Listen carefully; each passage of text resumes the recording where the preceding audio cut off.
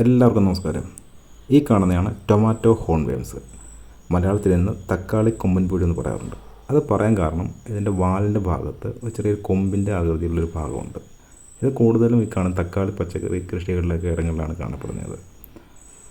ഇത് വളർന്നു കഴിഞ്ഞാൽ ഒരു നിശാശലഭമായിട്ട് മാറാറുണ്ട്. ഒരു ഹമ്മിങ് ബേർഡിനെ പോലെ നല്ല വേഗത്തിൽ ചിറകൊക്കെ അടിച്ച് പറക്കുന്ന ഒരു നിശാശലഭമായിട്ട് മാറുന്നുണ്ട്. അതിൻ്റെ ഒരു ലൈഫ് സൈക്കിളും ഇതിൻ്റെ കൂടെ ഒരു പിക്ചറിൻ്റെ അകത്ത് കൊടുക്കുന്നുണ്ട്. കണ്ടു നോക്കിയോ.